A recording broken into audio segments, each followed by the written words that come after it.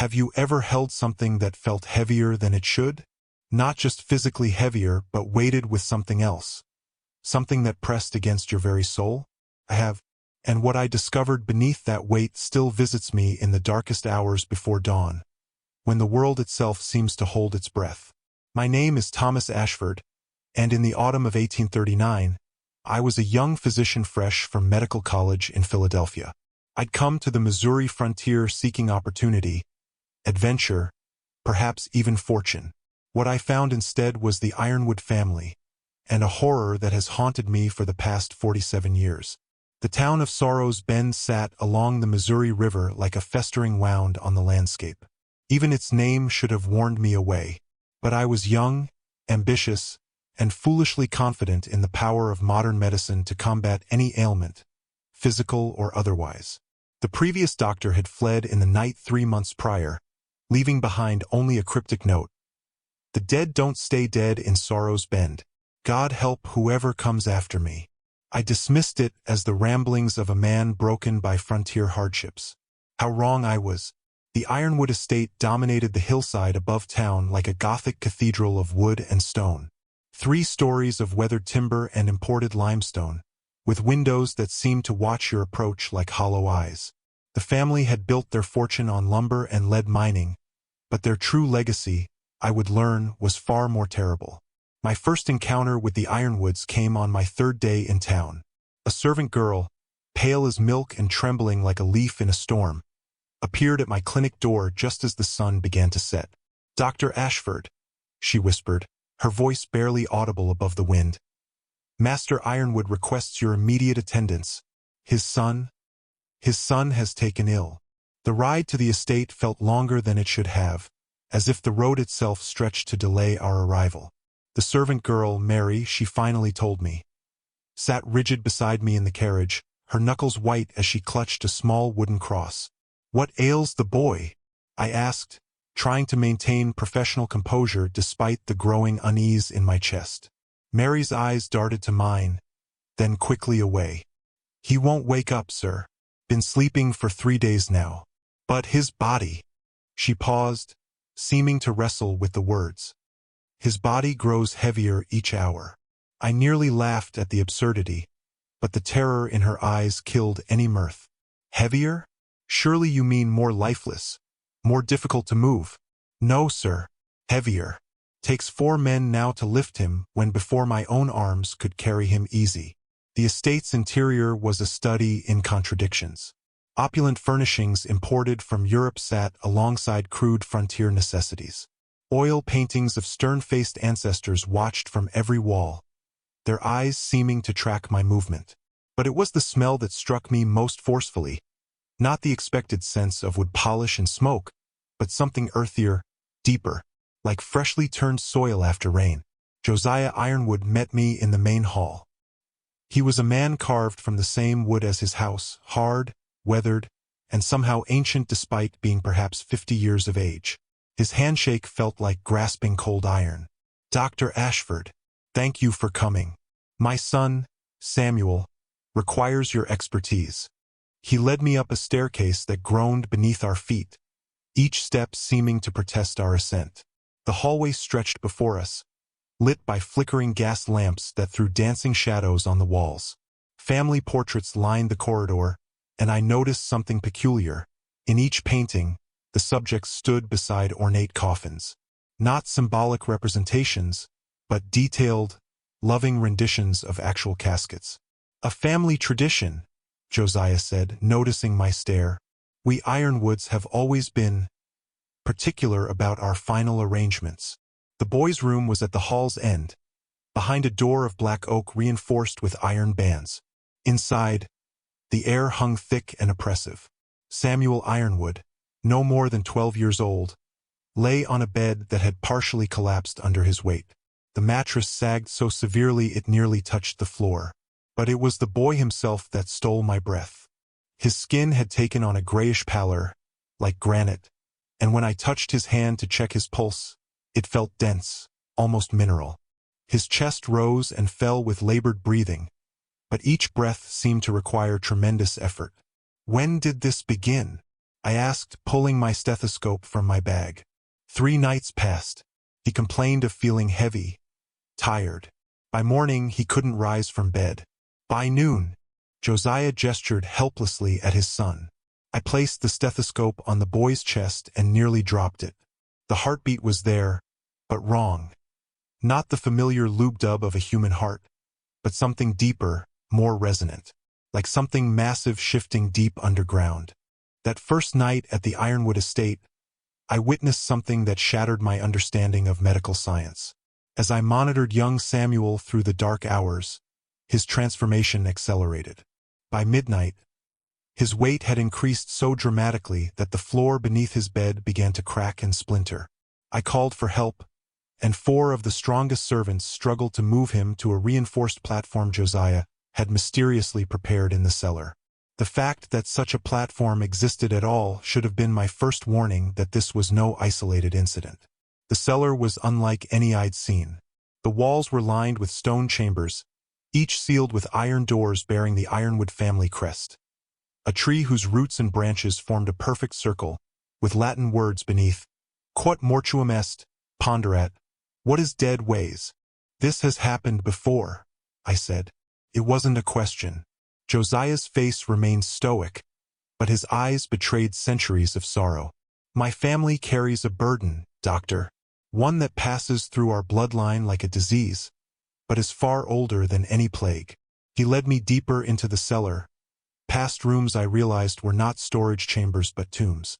Each door bore a name and date. Some dated back over 100 years. My grandfather brought our curse from the old country, from the Black Forest of Germany. He was a woodcutter who made a bargain he shouldn't have.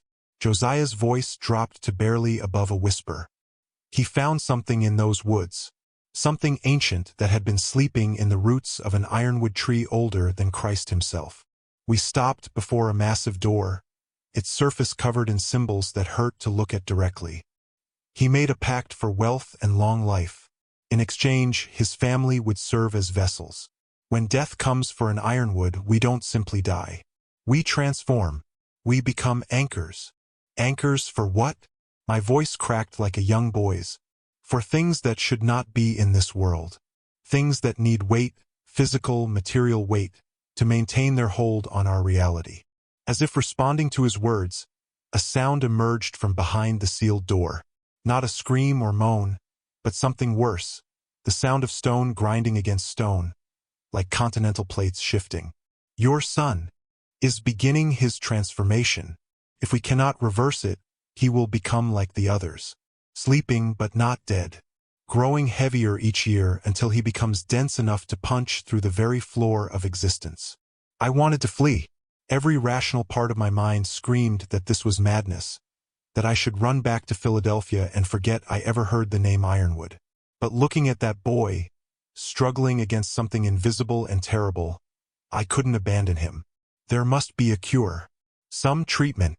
There is a way, Josiah said, his hand moving to a key hanging around his neck. But the cost. Before he could finish, Mary's scream echoed from above. We rushed up the stairs to find her standing at the window, pointing at the family cemetery that sprawled across the hillside. The ground was moving, not shifting or settling, but breathing, rising and falling like the chest of some massive, buried giant. It's spreading, Mary gasped. Just like before. Just like when the mistress. Josiah's hand clamped over her mouth, but it was too late. I'd heard enough. Your wife. She transformed too. He released Mary, who fled sobbing from the room. Elizabeth lasted 7 days before the weight took her. We had to bury her in a special coffin, one reinforced with iron bands 3 inches thick. Even then, he trailed off, staring at the cemetery where one particular mausoleum stood apart from the others, its entrance sealed with enough chains to anchor a ship. That night, young Samuel's condition worsened. His skin began to develop strange marks, not quite scales, not quite stone, but something between. They spread from his chest outward like an infection, each new patch adding pounds to his frame. I tried everything in my medical knowledge. Bloodletting only produced a thick, black substance that ate through my metal basin. Purgatives had no effect. Even prayer, which I'd never considered medicine before, seemed to make the transformation accelerate. By dawn, Samuel weighed over 300 pounds, though his frame remained that of a 12-year-old boy. His bed had been reinforced twice more, and still it groaned ominously. It was then that Josiah made his confession. There is a way to transfer the curse, to move it from one vessel to another, but it requires. He couldn't meet my eyes. It requires someone of medical knowledge. Someone who understands the body's pathways and can guide the transition. You brought me here for this. The realization hit like cold water. The previous doctor, he refused, didn't he? He tried to help, but when he understood what was required, he fled. I pray you have more courage. What exactly would I have to do? Josiah produced an ancient leather journal, its pages yellow with age and filled with diagrams that seemed to writhe when I looked at them directly. The procedure is described here. It was discovered by my great-grandfather after decades of experimentation. The curse can be transferred, but only to another blood relative. And the transfer requires a conduit, someone to guide the weight from one body to another. Another blood relative.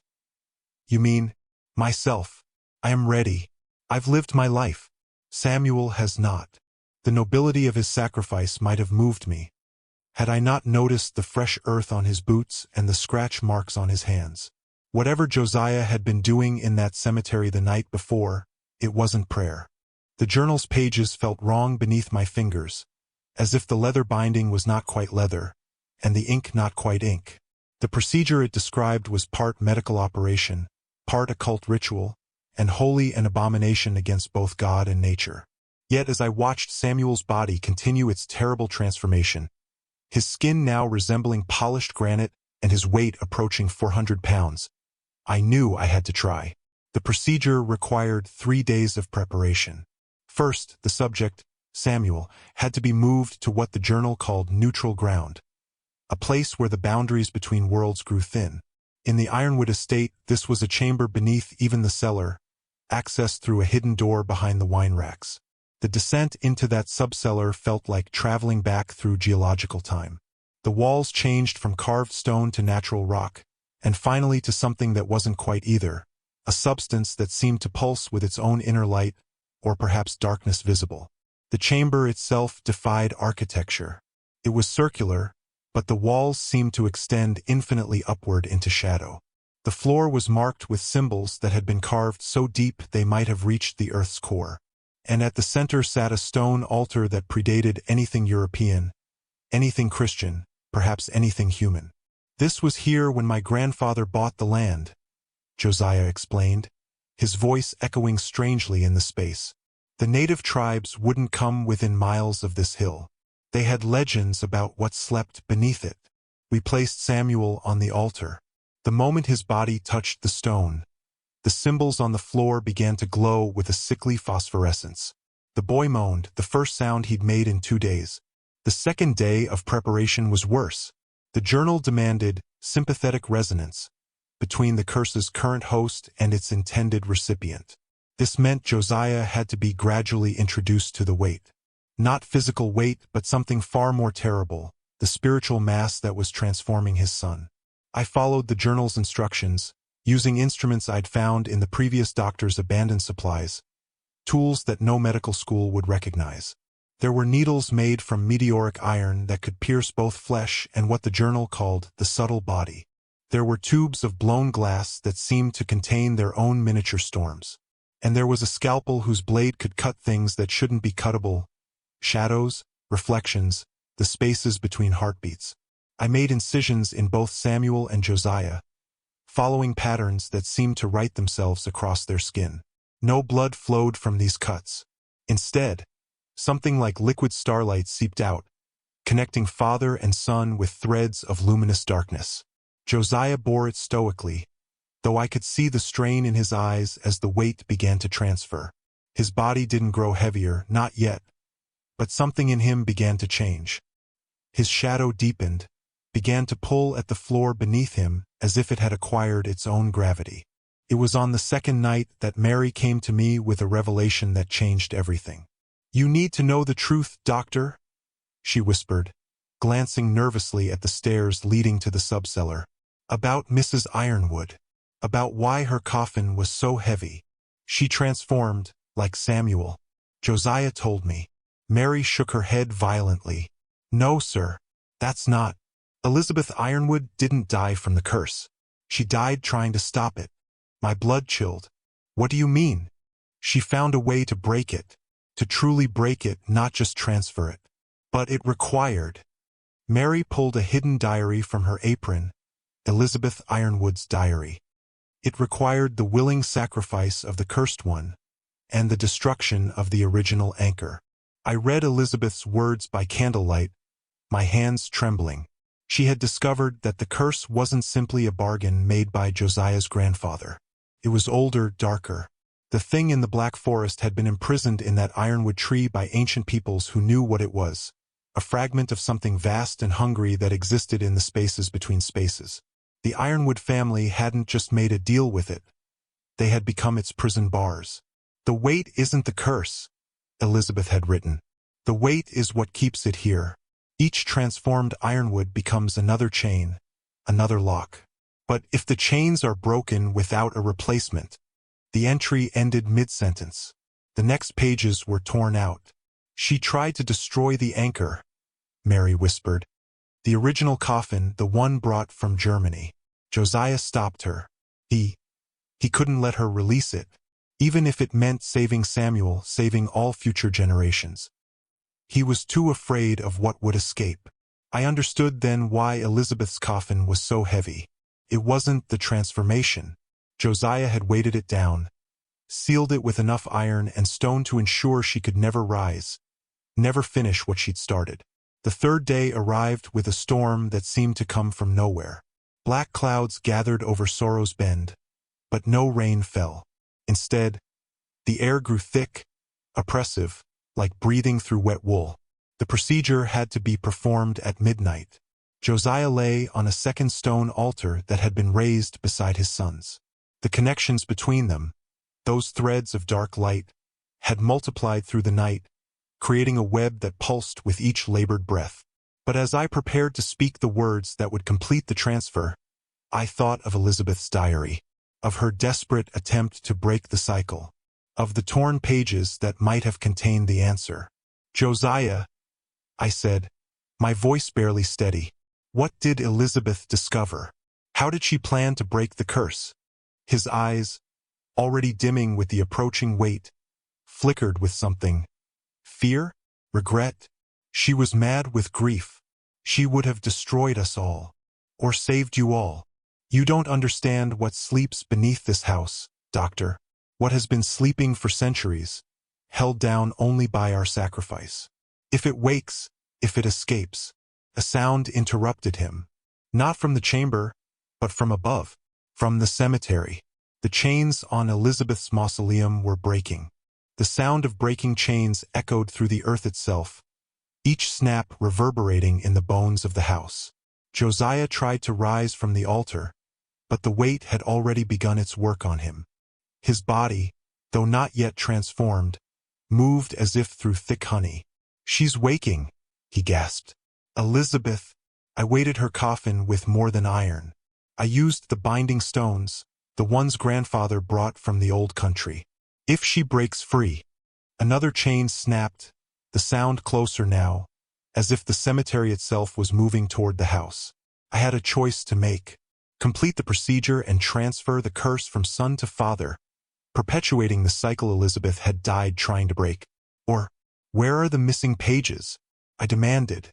The ones torn from her diary? Josiah's face contorted with anguish. "Burned. I burned them." "You're lying." Mary stepped forward from the shadows where she'd been hiding. "They're in her coffin." He buried them with her, thinking no one would ever dare look. The temperature in the chamber plummeted. Frost spread across the stone walls in patterns that looked almost like writing or warnings.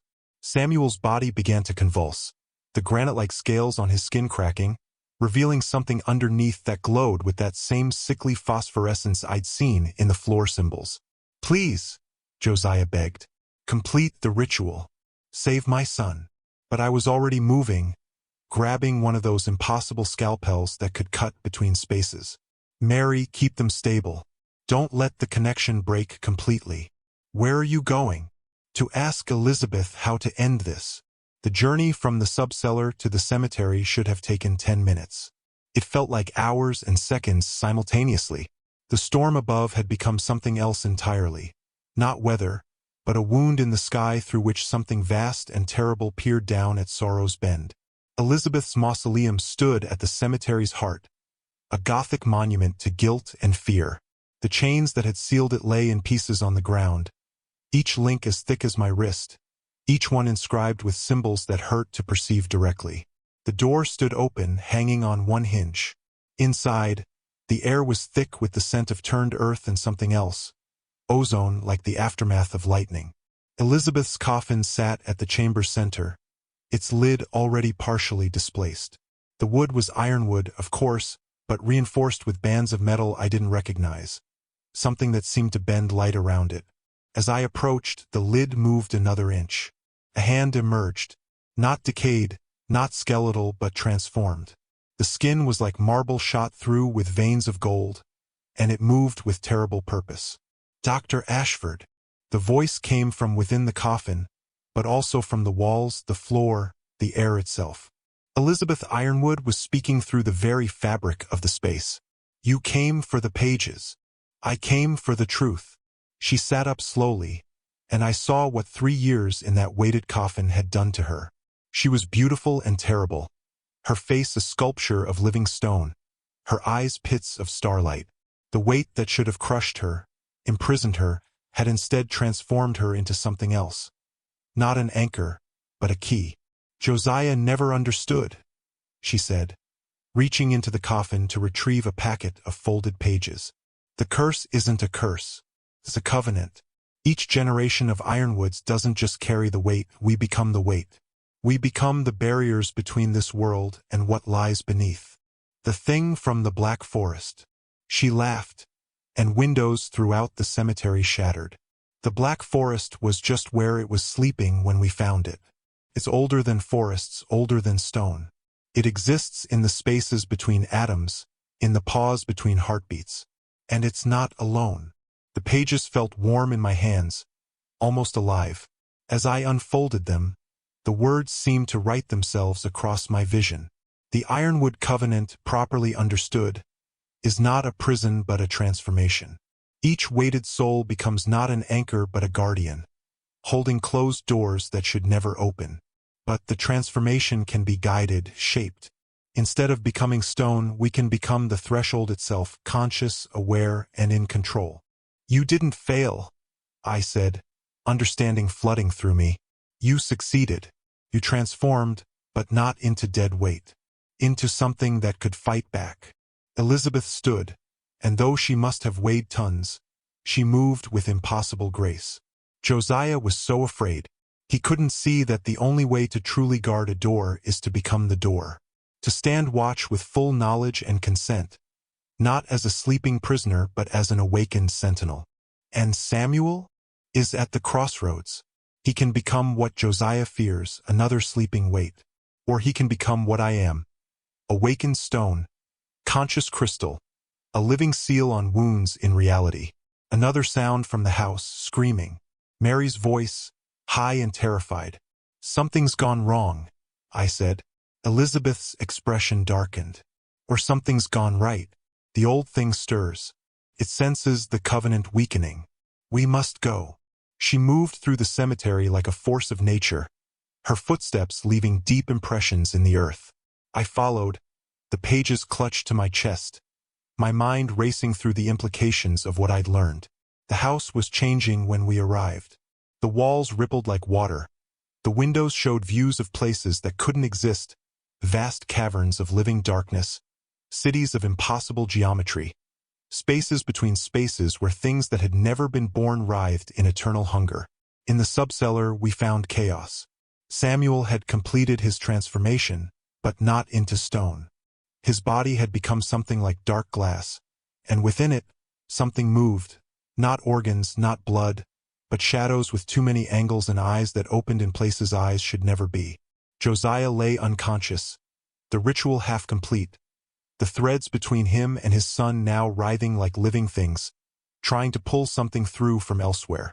And Mary stood at the chamber's center, her arms raised, speaking words in a language that predated human speech.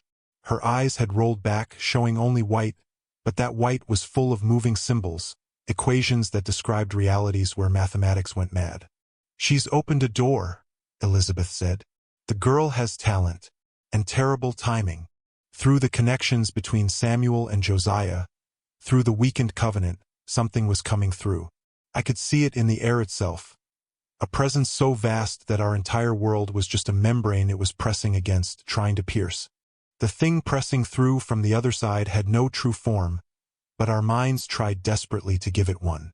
I saw it as a tree of black iron with roots that extended into forever and branches that scratched at the inside of the sky. Mary saw it as a vast eye made of smaller eyes, each one reflecting a different version of our deaths. Elizabeth saw it as what it truly was, a hunger-given consciousness, a void that thought. The devourer between, she named it. The first thing the original covenant was meant to contain. Samuel's glass-like body began to crack under the strain of hosting even a fragment of it. Each crack leaked darkness, not the absence of light, but darkness as a substance thick and viscous and wrong. "The ritual must be completed," Josiah gasped, consciousness returning at the worst possible moment. "Transfer the weight to me. Seal the door." "That won't work anymore," Elizabeth said. "The door is already open. Transferring the weight will only give it a stronger anchor in our world." I looked at the pages from her diary, reading frantically while chaos erupted around us. The solution was there, hidden in her careful notes, in observations made during her own transformation. "The weight isn't meant to hold things down," I said, revelation striking. "It's meant to hold things together. The transformation doesn't make you an anchor, it makes you a linchpin. Something that keeps the boundaries stable. But only if you accept it willingly," Elizabeth added. "Only if you understand what you're becoming." Samuel's child voice emerged from his crystalline throat. "It hurts. Everything hurts." "I know, darling," Elizabeth said, moving toward her son with that impossible grace. "But you have a choice now. You can let it use you as a door, or you can become the door yourself. You can choose what passes through." The devourer pressed harder against reality's membrane. The walls of the chamber began to buckle inward, as if the entire house was being crushed by invisible hands. Mary's chanting grew louder, more desperate, and I realized she wasn't opening the door wider. She was trying to hold it shut with words alone. "There's another way," I said, the final piece clicking into place. "Elizabeth, you transformed correctly. You became conscious stone, aware and in control. If Samuel does the same, if we can guide his transformation properly." "He's too young," Josiah protested. "He doesn't understand." "Then help him understand." Elizabeth's voice shook the foundations. "Be his father, not his jailer. Tell him the truth. The terrible, necessary truth that the Ironwood family had been hiding for generations." Josiah looked at his son, at his transformed wife, at the horror pressing through from beyond. His face crumbled. "We are not cursed," he said. Each word dragged from him like a confession under torture. "We are chosen. Grandfather didn't make a bargain in the Black Forest. He answered a call. The old families of Europe had been guardians for millennia, but their bloodlines were failing. He was selected to carry on the duty, to bring it to the new world where it could take new root." "The weight," Samuel whispered, understanding blooming in his crystalline features. "It's not a punishment. It's responsibility," Elizabeth confirmed. "The weight of keeping the world whole. The burden of standing guard at the crossroads between what is and what should never be." But the devourer had heard enough. It surged through the weakening connection between father and son, and suddenly the chamber exploded with impossible darkness. Not shadow, but anti-light, unlight, the opposite of illumination. In that darkness, I saw the truth of what we guarded against. There weren't worlds beyond ours, There were gaps between worlds, spaces where the rules of existence hadn't been written yet. And in those gaps lived things that had never been born, never been created, never been given form or purpose. They simply were, and their very existence was antithetical to everything that had shape, meaning, or life. The Ironwood family and others like them were the thin line between our ordered reality and that primal chaos. They became weight because weight has meaning, has presence, has undeniable existence. They became stone because stone endures. They became guardians because someone had to. The transformation can be guided, Elizabeth said, her voice cutting through the darkness. Samuel, you must choose. Become the guardian willingly, or be consumed by what you're meant to guard against. Samuel's crystalline body pulsed with inner light, fighting against the darkness trying to use him as a portal. I choose. But before he could finish, Mary collapsed. The strain of holding the door with words alone had broken something in her. Blood poured from her eyes, her nose, her ears, but it wasn't red. It was the same phosphorescent color as the symbols on the floor. She's been marked, Elizabeth breathed. The devourer has claimed her as a backup door. I moved without thinking, medical instinct overriding terror. I reached Mary just as her body began to change, her flesh rippling like water, something vast and terrible trying to push through from inside her. Mary's transformation was different from Samuel's. Violent, wrong, unguided. Where Samuel had slowly become crystal and stone, Mary was being hollowed out, turned into a living portal. Her skin became translucent, showing not organs but vistas of alien impossibility. I pressed my hands against her chest, trying to feel for a heartbeat, but found instead a rhythm that shouldn't exist. A percussion that moved backward through time, each beat arriving before it departed. Don't touch her, Josiah warned, but it was too late. The moment my hands made contact with Mary's transforming flesh, I saw everything. Not just the devourer, but the entire web of connections that kept our reality stable. I saw other families like the Ironwoods scattered across the globe, each one a weight, a guardian, a seal on doors that should remain closed. I saw the covenant not as a curse but as humanity's greatest secret sacrifice, generations willingly becoming stone so that the rest of the world could remain flesh. And I saw what would happen if we failed here. Sorrow's Bend would be first, swallowed not by destruction but by transformation. Every living thing would become a door, a portal, a wound in reality through which the dwellers between could pour. Then it would spread, town by town, city by city, until the entire world became a threshold to nowhere and everywhere at once. The medical instruments, Elizabeth said urgently, the ones that can cut between spaces. You could sever her connection to the devourer. That would kill her. She's already dying. But she could die as herself, not as a door. I looked at Mary. Young Mary who had only wanted to serve, who had kept Elizabeth's secret, who had tried so hard to hold darkness back with nothing but words. The scalpel was in my hand, the one whose blade existed in multiple dimensions simultaneously. But Samuel spoke first, his child's voice carrying impossible authority. There's another way. His crystalline body had stabilized during the chaos. While we'd been focused on Mary, he had completed his transformation, not into dead weight but into living stone, conscious crystal. Like his mother. I can feel all the connections now, he said. The weight isn't individual. It's shared.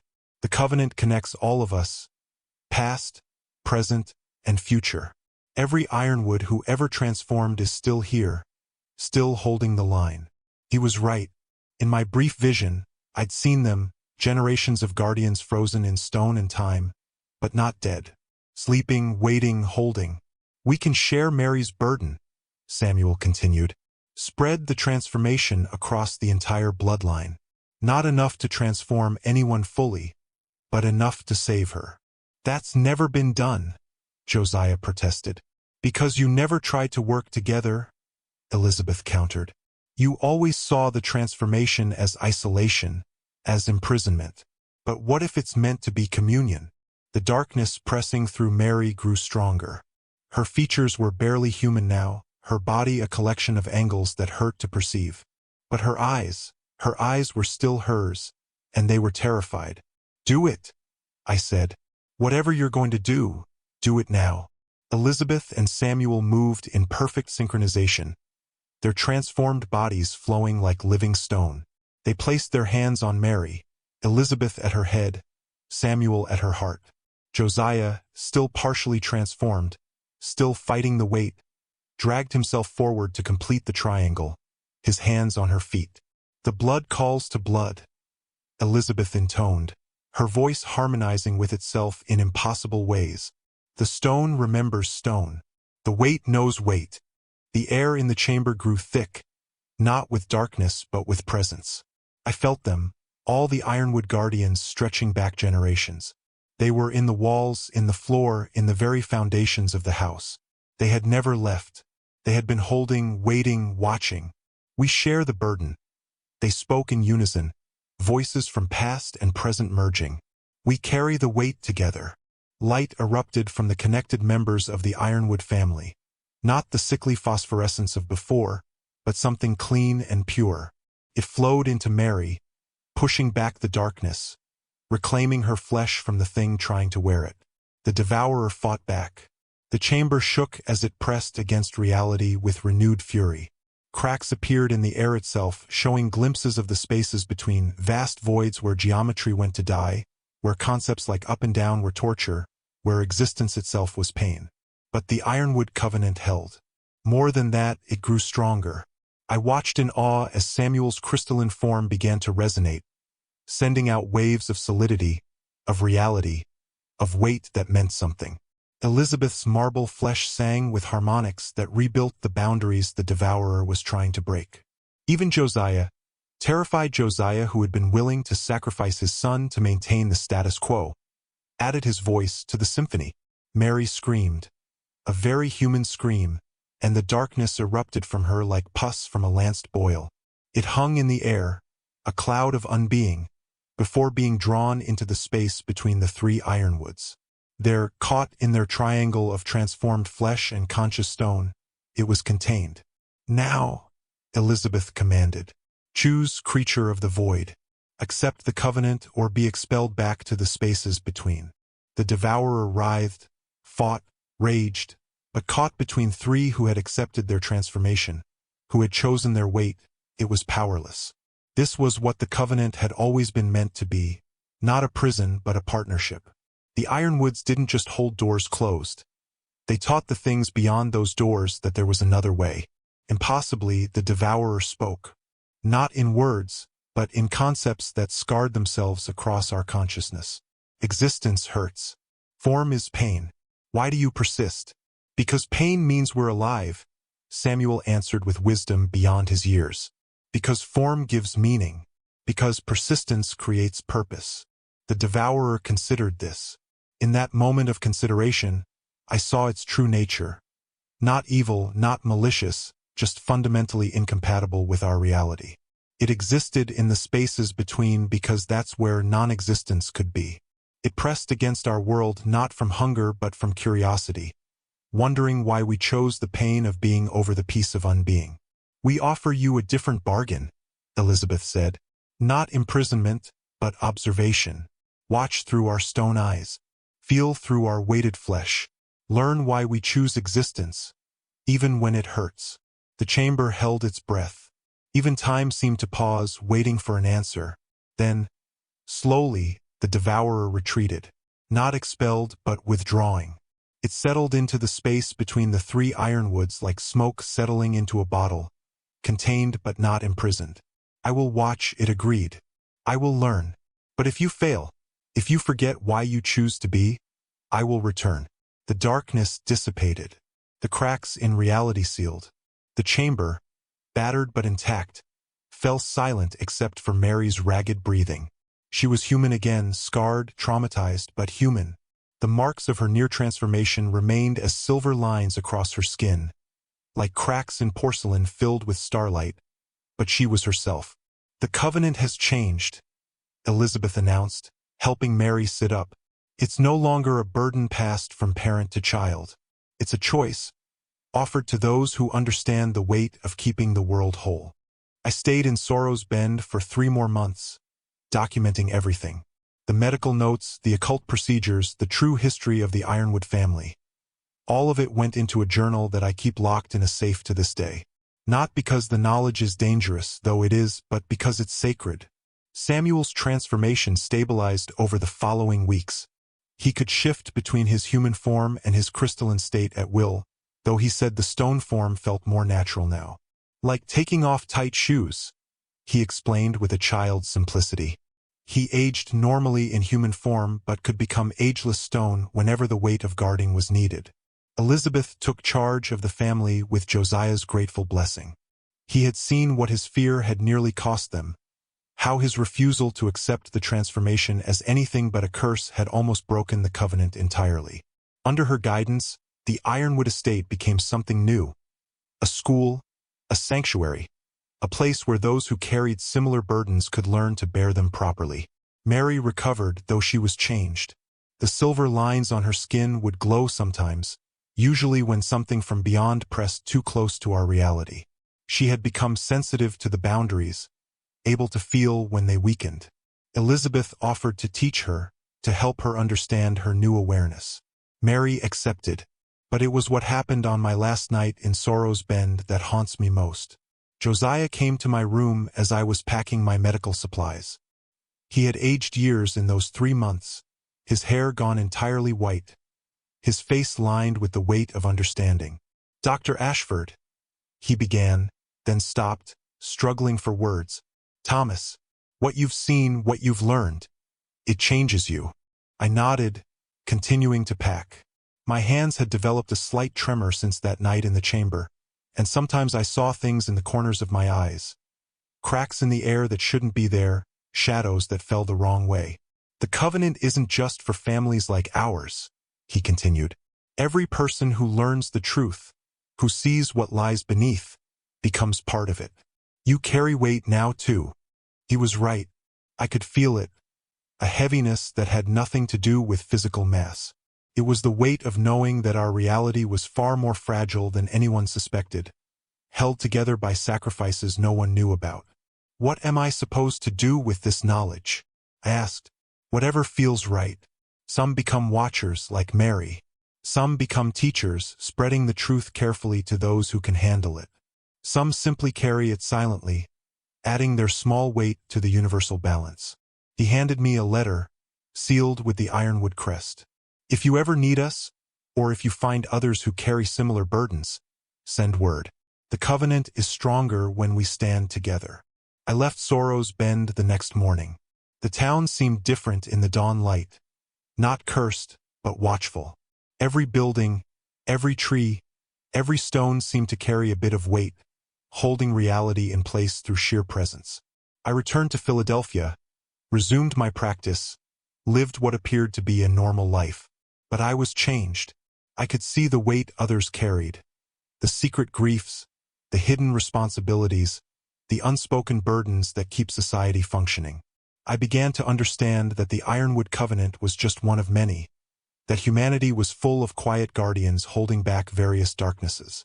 I married, had children, told them nothing. The weight was mine to carry, not theirs. But sometimes, late at night, I would check on them as they slept, and I would see it. That same phosphorescent glow, faint but present, in their blood. The potential for transformation, for choosing to become weight when the world needed anchors. My eldest grandson shows signs now. He sees things others don't, feels the cracks in reality. Soon I will have to tell him about the Ironwoods, about the weight, about the choice he might one day have to make. But tonight, I write this account as a warning and a promise. A warning. There are things beyond our reality that press against it constantly, looking for ways in. They are not evil, but they are incompatible with everything we understand as existence. Only the weight of conscious choice keeps them at bay. Promise. You are not alone in carrying that weight. Across the world, throughout history, people have chosen to become anchors, guardians, conscious stone holding the line against dissolution. The Ironwood family was just one link in an ancient chain that stretches back to humanity's beginning and forward to whatever end awaits us. And if you've read this far, If you felt the truth in these words despite how impossible they seem, then you too have begun to carry weight. You've become part of the covenant simply by knowing it exists. The heaviness you feel is not a curse. It's the universe acknowledging that you've chosen to help hold it together. Some nights, when sleep won't come, I think about Elizabeth Ironwood, still out there somewhere, teaching others how to transform properly, how to become weight without losing themselves. I think about Samuel aging and unaging, a child and an ancient guardian simultaneously. I think about Mary with her silver-scarred skin, feeling every crack in reality and working to seal them. And I think about that chamber beneath the Ironwood estate, where the devourer still watches through stone eyes, learning why we choose existence despite its pain. The coffins of the Ironwood family were always heavier than the dead because they were never truly dead. They were transformed, transmitted, transfigured into something more solid than flesh, into the weight that keeps the world from dissolving into the spaces between. Now you know why some graves feel heavier than others, why some families carry burdens that can't be explained, why sometimes the earth itself seems to press down with unusual force. It's not the dead we're burying. It's the weight they've chosen to become, holding down the corners of reality so the rest of us can live unknowing under an unbroken sky. But the sky was never unbroken. It's been cracked all along, held together by the conscious choice of those willing to become the weight between what is and what should never be. The Ironwood family's coffins were always heavier than the dead. Now you know why. And now, whether you wanted it or not, you carry a piece of that weight too. Welcome to the Covenant. Found among the papers of Dr. Thomas Ashford, 1886. The doctor died peacefully in his sleep at the age of 91. His coffin, witnesses reported, was unusually heavy for a man of his size. The cemetery where he was buried reports that his grave has never shifted, never settled, as if something holds it perpetually in place.